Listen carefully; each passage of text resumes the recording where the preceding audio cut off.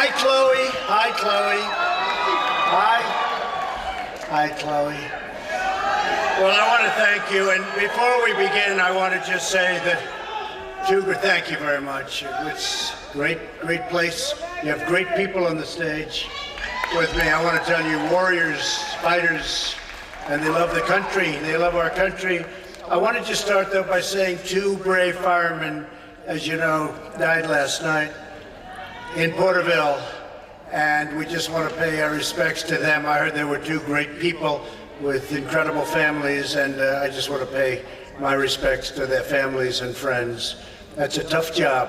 We just met some of the firemen backstage. It's a tough and dangerous job, and the country respects that profession very much. We just want you to all know that. They really respect you a lot. And you can add the words law enforcement to that group. Nobody respected more than those groups of people. I can tell you that. So thank you very much. Thank you very much to the families. Thank you very much.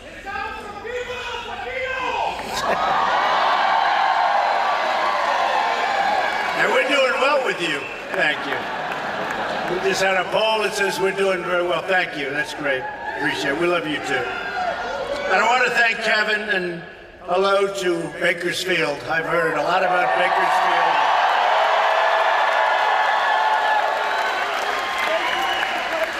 Didn't you have a great tennis player years ago named Dennis Ralston, right? Right? He was a great player. He's really great. Is he still around, I hope? Is he? I don't know. Somebody will let me know, but he was a great player. I'm thrilled to be here today as we take historic action on behalf of our incredible farmers and ranchers, growers, and communities throughout the Central Valley and all across the great state of California. What they're doing to your state is a disgrace. After decades of failure and delays in ensuring critical water access for the people of the state, we are determined to finally get your problem solved. The state's not doing anything to help, but hopefully they will eventually come along. Now that they're rationing water for people, they're saying you're going to get, very shortly, I heard the governor saying, you get 50 gallons. 50 gallons sounds okay. People tell me it's like nothing. By the time you do with your showers and your hands and your dishes and everything, 50 gallons is very, very little. Can you imagine a state being rationed when you have millions and millions and millions of gallons being poured out into the Pacific Ocean that you could have, and you'd have more water than you knew what to do with it? Crazy. So we're honored to be joined by a warrior, a real warrior, named Devin Nunes.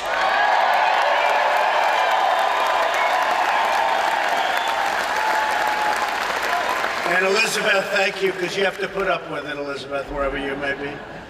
But Mrs. Nunes is here, and she's a fantastic woman. But Devin has been from day one, from the day I met him. And, you know, this all started because I was driving up, what was the highway, Devin, that we were driving by? 99. Does everyone know 99? And I kept saying, Devin, why are these fields all brown and they look like desert? They look like they were starved. It's too bad you have a drought. And then I'd see little patches of the most beautiful land I've ever seen. And then I'd go to the next and I'd see acres and acres of brown, really dry, horrible looking stuff. And then I'd see a patch of the most beautiful farmland I've ever seen. I said, what's going on? It's too bad you have a drought. He said, no, we don't have a drought. They won't allow us to have water in the state of California. That's how this all started.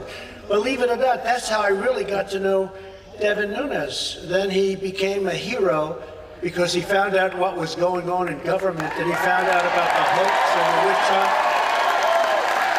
and all of the horrible things that have gone on. But we really got over the fact that I said, boy, that's a beautiful area, but why is everything else barren? And it's because of water. You send millions and millions of gallons out, and we have now given full permission that you don't do that anymore. We have given, and the hard permits were, by the way, the federal permits. The state could do this with a flick of the governor's hand, and we hope that he's going to do it because it makes so much sense. But I want to thank Devin for being an incredible warrior, and likewise, Kevin McCarthy.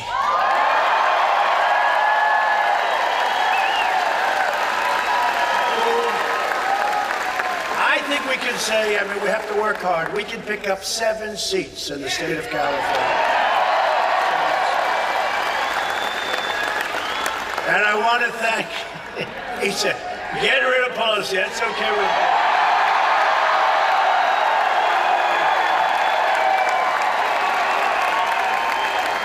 A lot of people agree. Look what's happened to San Francisco. So sad what's happened when you see a slum where it's a slum. It's worse than a slum. There's no slum like that. What they've done to San Francisco is a crying shame. And it's something that we're going to do something about, because if they don't fix it up, clean it up, take care of the homeless, do what they have to do, but clean up their city, the federal government's going to have to step in. We're going to do it in Los Angeles and San Francisco. And I want to thank Judy, because she has to put up with these long hours that he works. Where is Judy?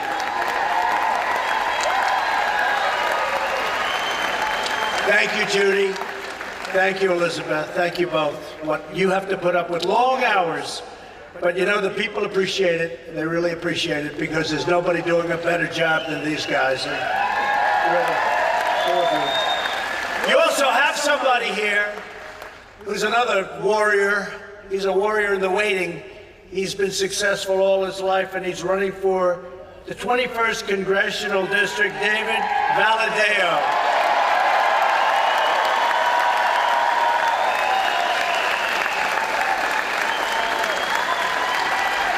He's an incredible guy, and I think I'm hearing you're doing great, but always pretend you're about 1 point down. But you're not going to have to worry about it.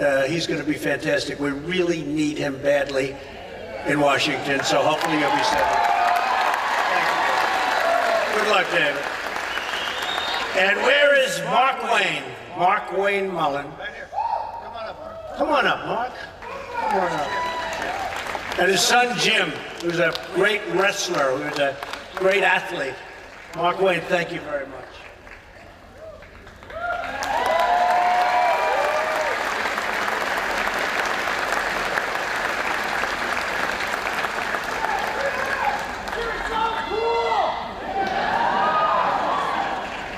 Yeah, the wall is being built. You know, we're up to 122 miles.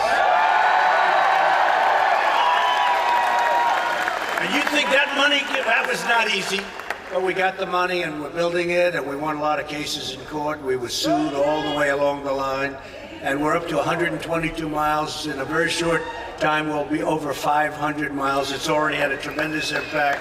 So the wall is moving along. But I want to thank you, and Jim, thank you very much. Stay up here, okay? Because I'm going to be signing a very important piece of legislation that is going to give you a lot of water and a lot of dam and a lot of everything, and you'll be able to farm your land, and you'll be able to do things that you never thought possible. And it is true, though, I think, Devin, you can say, I really, look, I'll never forget. It's so bad. I said, gee, it's so bad. I never knew the drought was so bad. He looked at me like, what are you talking about? There's no drought. We have so much water, we don't know what to do with it. And this would take care of Los Angeles. It would take care of everything. You'd have more water than you knew what to do. You wouldn't have to be rationing water. And it's just absolutely insane. So hopefully the governor will get his act together and you'll get this done.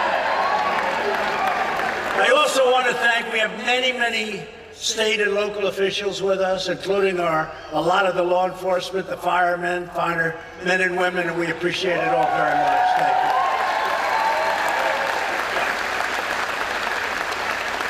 A man who has been great is David Bernhardt, and he's working with you. But I have to say that I've been watching another warrior, Tom McClintock, and I'd call Devin, I'd see him on television. There's nobody that represented us during the impeachment hoax. There's nobody that represented us better. I said, that guy could represent me any day. He was tough and strong. That face was good looking, I have to say. In the Me Too generation, we don't talk about looks anymore, but he's a good looking guy. Where's Tom? Tom McClintock, come here.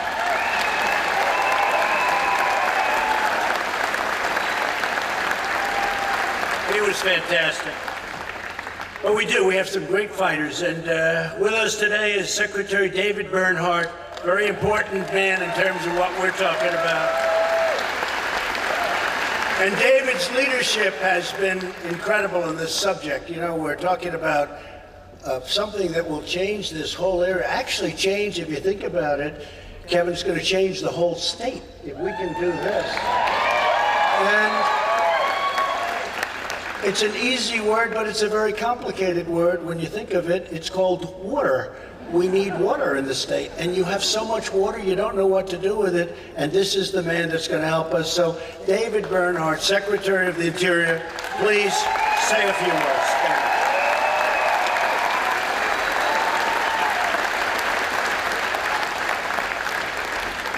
Good afternoon. It should be obvious to everyone in government and to the American people that when President Trump gives clear direction, he expects us to hit our target. And in the fall of 2018, the President directed the Secretaries of Interior and Commerce to address the challenges facing the folks in the Valley and throughout the West relating to water operations. And to do that, we assembled a wonderful team, including Commissioner Brenda Berman, first female commissioner of the Bureau of Reclamation, Aurelia Skipwith, the first African-American female director of the Fish and Wildlife Service, and led by Paul Souza, a career SES executive, we have come up with a plan changing our operations to use real-time monitoring, better technology, and provide more efficient utilization of water so it won't be wasted. And that is just the beginning. And it's because of this congressional delegation bringing this to the attention of the President, and the President saying, let's get it done.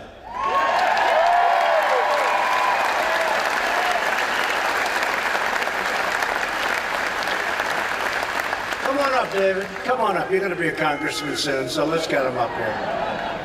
Come on, David. Thank you very much.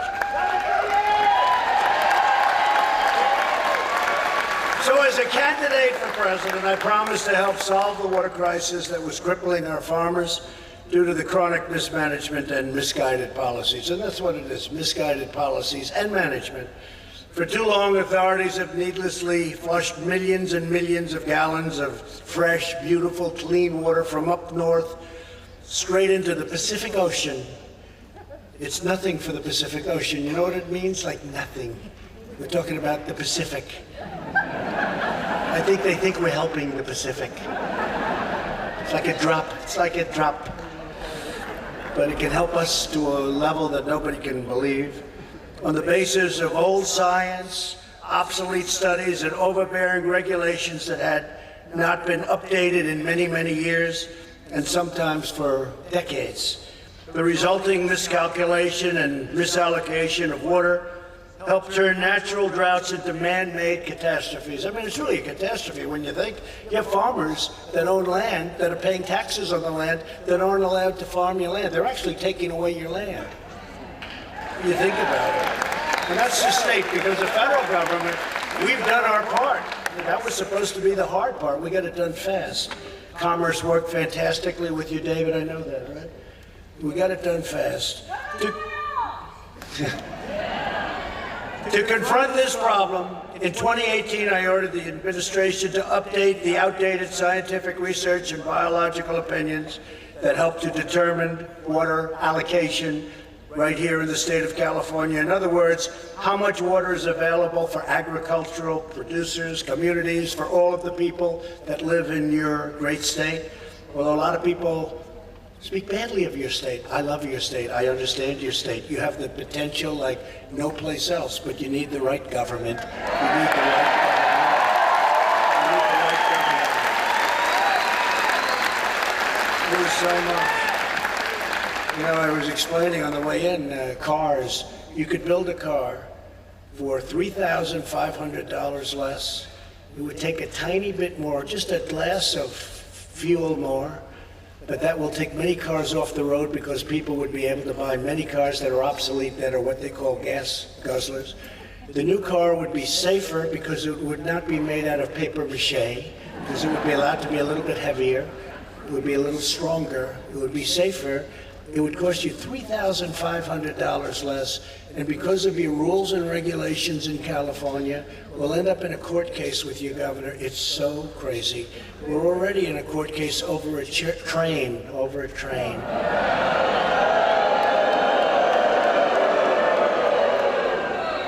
Billions and billions and billions of dollars. It was originally supposed to go from San Francisco to LA.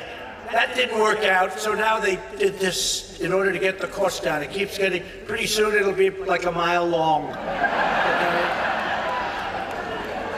It's very sad when you see some of the things, but think about the car situation. In other words, you get a less expensive car by $3,500 on average that will be safer, that will look better, and that will work better. And you get a lot of gas guzzlers off the market because people are going to be able to afford, and they're going to want this car because it's a better car. And we're going to have to fight it out in court, but we'll win. We always win. Today I'm pleased to announce that this update is complete. We've done the full, complete update on water and water allocation. A major obstacle to providing more water for the region's farmers has now been totally eliminated by the federal government. I mean, the federal government is very tough to deal with. We get it done very quickly. And at the request of Devin and Kevin, and it works out well, Devin and Kevin. But they're very similar people. They're tough, thank you. But we got it done, and we got it done fast. And you also worked with some of the other congressmen and women. We had a lot of help from a lot of the women that worked with us, and I'll tell you, we're very proud of the job we did. Now we can do it very quickly if we can get the state to move. And you can take away the water allocation for people, the 50-gallon going down to 42, 43-gallon, throw it out the window. You don't have to worry about it anymore. What a difference that would make, right? Going forward, we'll use the latest science and most advanced technology to monitor and adjust water distribution in real time, ensuring that the environment remains protected while directing as much water as possible, which will be a magnificent amount, a massive amount of water for the use of California farmers and ranchers and all of these communities that are suffering from a lack of water. You can't water your grass. We don't have the water. And yet you look and you see the millions and millions of gallons being just wasted and poured into the great ocean.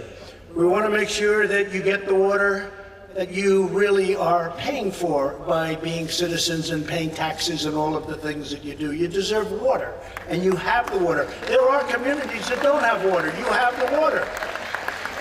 This is an easy one. Here with us today is Jenny Holterman, a fourth-generation almond farmer from right here in Kern County. Jenny, please come up and say a few words. Jenny? Come on up, Jenny.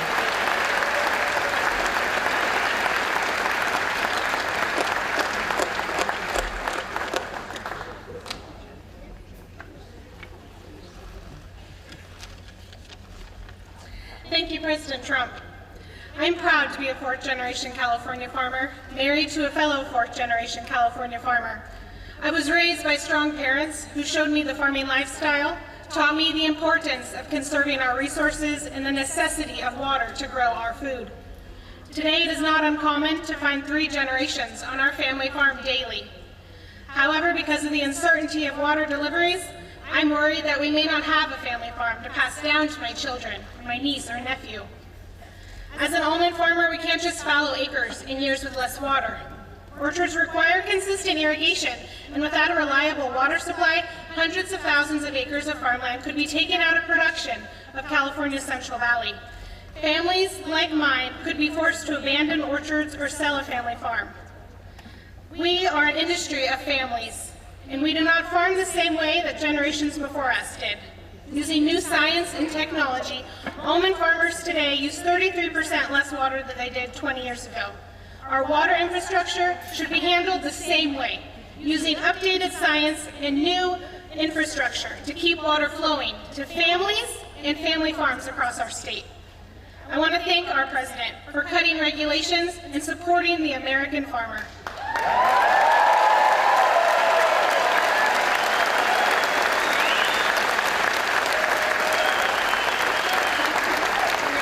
President Trump is fighting for farmers with our best interest in mind, and he was working to bring water back to the Central Valley. Thank you.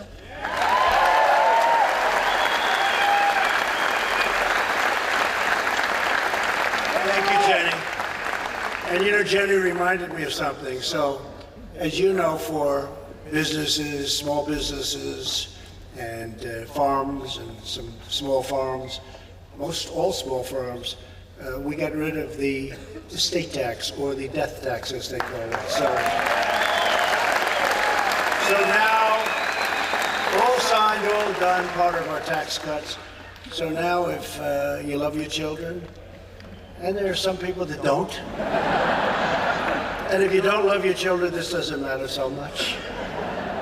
Don't listen. But if you love your children, it's nice that they don't have to mortgage the farm, is the expression. You know, the words mortgage. They're going to mortgage the farm, and then they're going to lose the farm. So if you love your children, you have no estate tax to pay, you have no death tax to pay. So you can look down at your children and say they're doing a nice job or they're doing a lousy job, but at least they won't be having to go out to the banks and mortgage the farm. Very well-known term, because it never worked out too well. So you have no more estate tax to pay on your farm when you leave it to your children.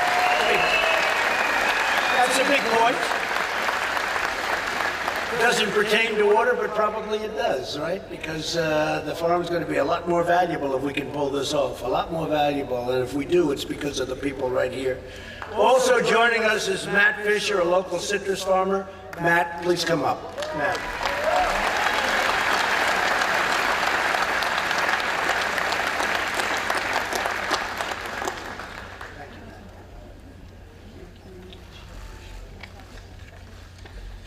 Thank you, Mr. President. I vividly recall the day that you were elected. That day gave my family and I such a tremendous feeling of hope and optimism about our future in agriculture. Farming here in the state of California isn't the easiest, and every day since you've been in office, you've done exactly what you promised.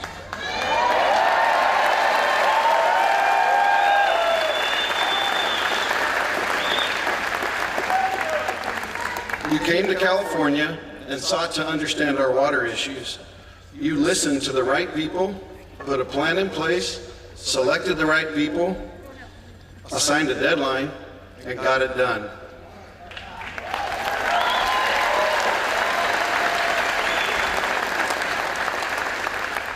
These biological opinions and the balance that they will bring to the water that falls on this state will bring certainty not only to my family and our employees, but several other families that farm here in the state of California.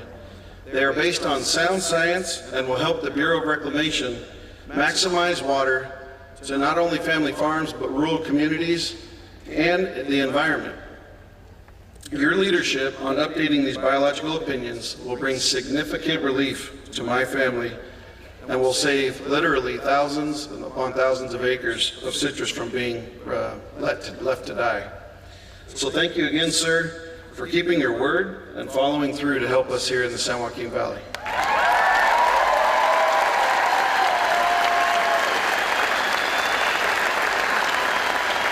Thank you, Matt.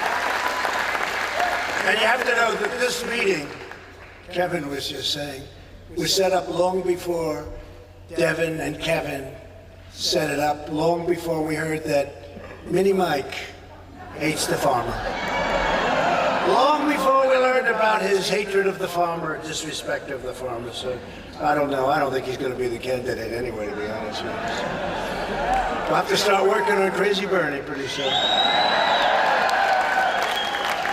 But it was set up a long time before that. We just found this out about 2 days ago.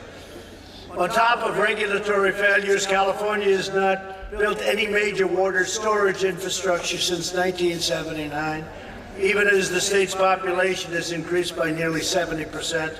Think of that. In the past decade, the cost of water increased by 127% in San Francisco alone, and over 70% in Los Angeles. And you can't even get it. Hundreds of thousands of acres of once beautiful green farmland became bone dry. In our reforms, and what we've done is, in place of 1 year ago, actually, we estimated that our farmers would have received enough water to support up to 850,000 additional acres of crops. Think of that. That's a lot of acres, and over 130,000 minimum, over 130,000 jobs. With today's actions, we will help bring farmland back to life. All of the land that I talked about before will be green and beautiful. You know, they say that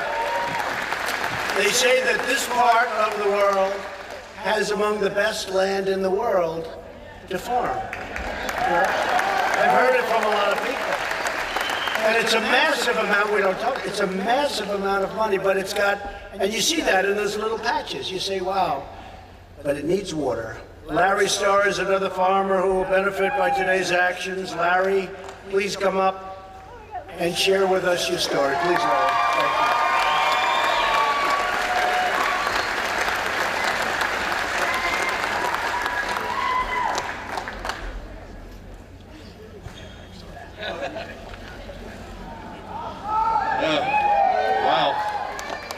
Thank you. Thank you. What a great honor this is to have you in our home, Mr. President.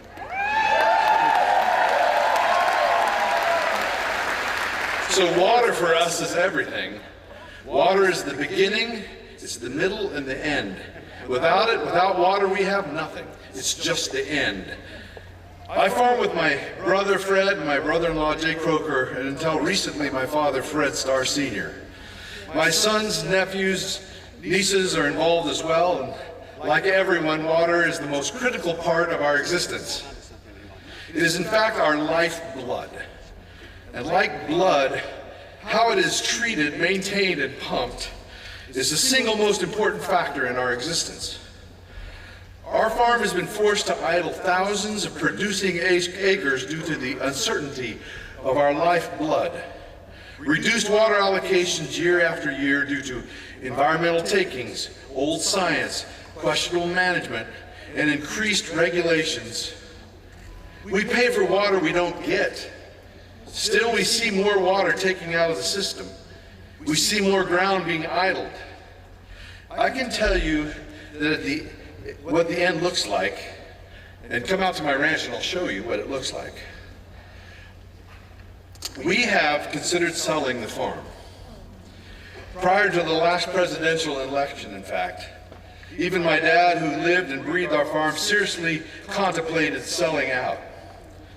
We thought at the time if President Trump's opponent had won, we would sell for sure. However, that did not happen.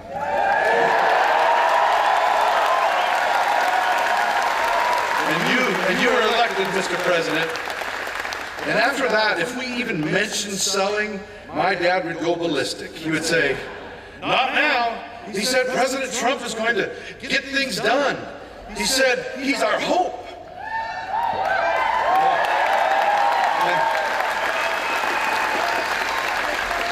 And it's a fact, Mr. President, you have got things done, and you have indeed revived our hope. I heard you say to Larry 4 years ago, the California water situation is ridiculous, and you said there will be water, there will be plenty of it, we can turn it around. I have that on my phone still. That is a promise made and a promise kept.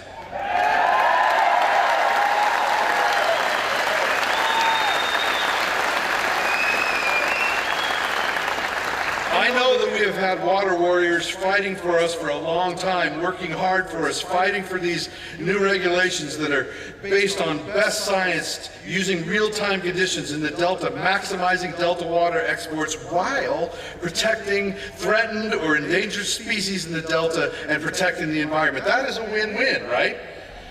Congressman McCarthy, I want to thank you for your leadership and your friendship.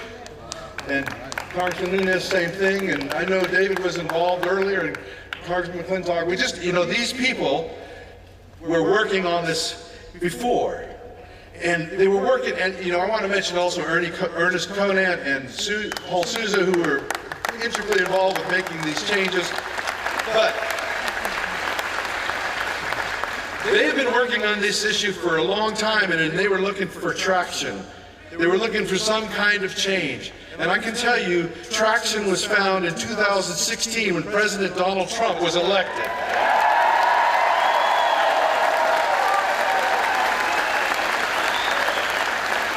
People have said to me, no, he's not why. It's timing. It's dumb luck. It's blah, blah, blah, blah.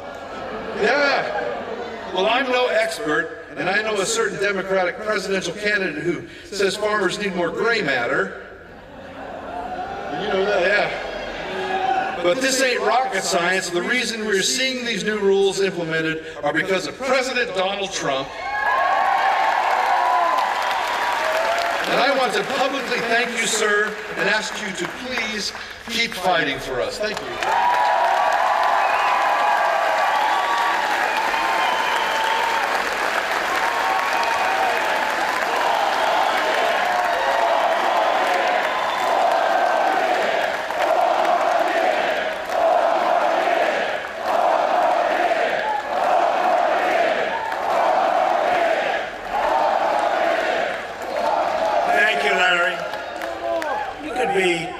Running for politics one of these days. You could do a job. All of you, thank you very much. That was fantastic. But it's so easy. It's common sense. You know, Larry just said it's common sense. And it is common sense. And all we need is a governor, and we can be nice to him, we can be rough with him, we can do whatever we have to do. I'd love to be nice to him. It's all common sense. Remember I said forest management? You don't need all these forest fires. It's management. I said forest management. It's the same thing here. This is even easier. This is even easier. Just have the valve go in a little different direction, okay? This one's easy. I can't imagine why they wouldn't do it. Someday you'll explain to me politically why that's good, that you're rationing water when you have so much water. And it is. It's different if you had a drought. You don't have a drought. You have tremendous amounts of water. So maybe we can get the governor to come along and really be friendly on this one and get it done. Huge numbers, too. Forgetting about human lives, forgetting about businesses. This is tremendous amounts of money coming to the state, coming to the farmers. Your farmers would be doing much more business. Somebody said it would be the largest farm area anywhere in the world if we allowed you to have the water to irrigate and to give you a little. You need the water. You need water. It's really simple. And you have the water. You just need a signature. You're going to have one today. And that was the tough one. Right, Tom? That was the tough one. The tough one was this one. The tough one to get was the federal government. But you got that. And you really had it a couple of months ago, but you have it today officially. So from the beginning, the Trump administration has delivered for our great farmers. We love our farmers. Under the previous administration, net farm income plummeted by 20%, and under my administration, net farm income has increased by over 50%.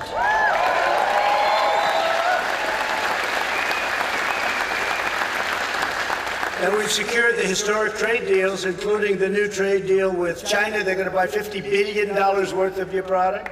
I don't know if you're going to be able to make it. The most they ever bought, remember, the most they ever bought was $16 billion. Now they're going to buy $50 billion. You know, they agreed to 20. And on closing, I was saying hello. I said, where are you with the farmers? So we're at 20 billion. That's more than they ever bought. The most was 16 billion 2 years ago. So I got them up to 20. I said, make it 50. They said, what? I said, make it 50. You got 1.5 billion people, 50 is peanuts. Make it 50 billion. Would you do me a favor, make it 50 billion? They agreed to do it. It wasn't that easy, but they agreed to do it.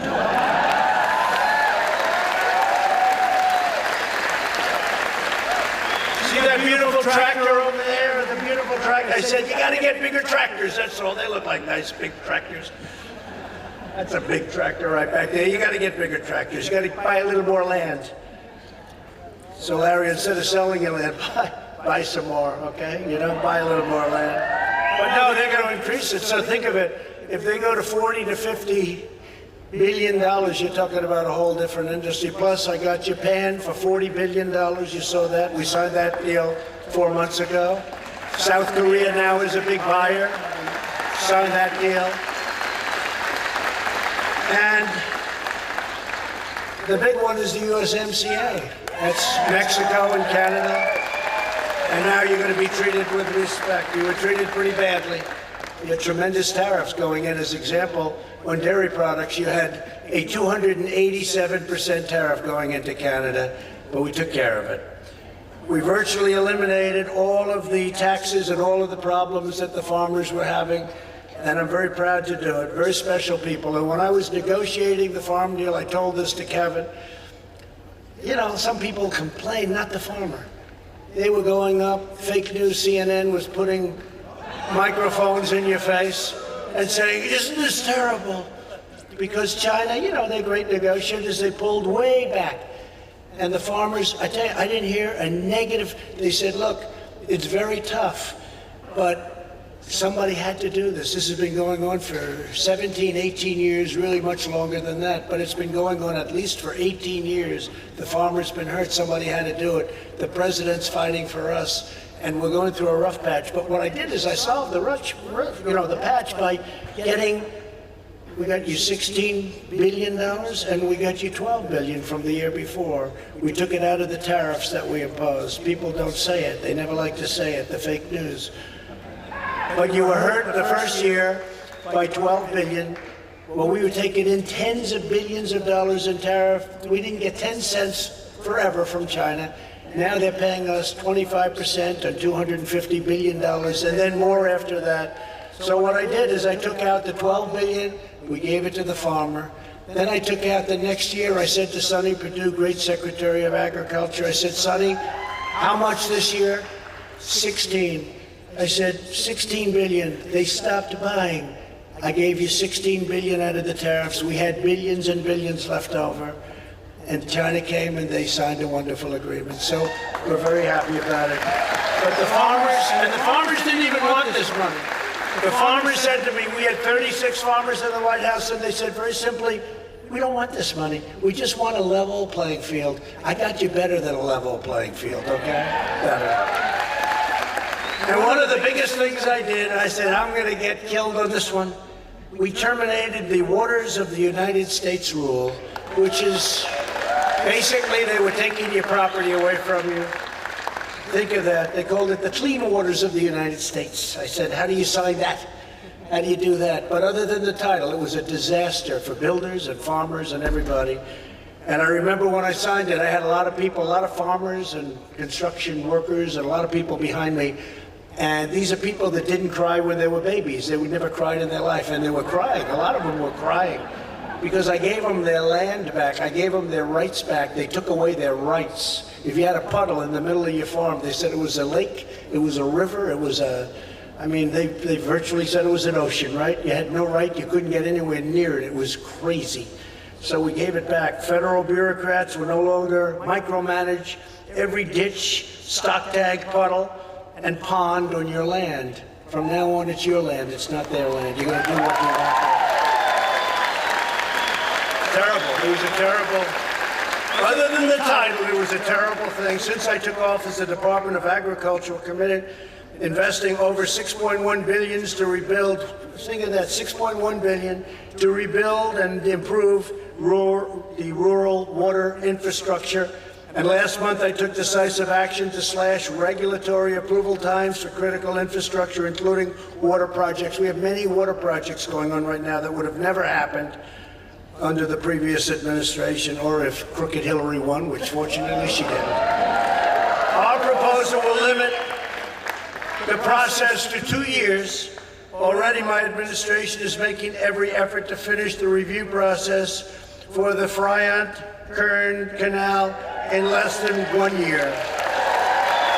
Less than 1 year. We're going to have it done in less than a year. Right, David? And just to finish up, America is a nation built by farmers who work hard to provide their families, support their neighbors, and draw out God's abundance from the earth. You pour out your sweat and soul. You pour out your heart. You really do. You're incredible people. You work so hard, and you're smart as hell. Because to make it in your business, you have to be smart. Your communities, your country, we appreciate it so much. And that's why I'm here today, and why I will always keep fighting for the American farmer and rancher, the people in this room. We're going to fight for you, and we're going to win, and we're going to get you your water and put a lot of pressure on your governor. And frankly, if he doesn't do it, you're going to get a new governor, because who could...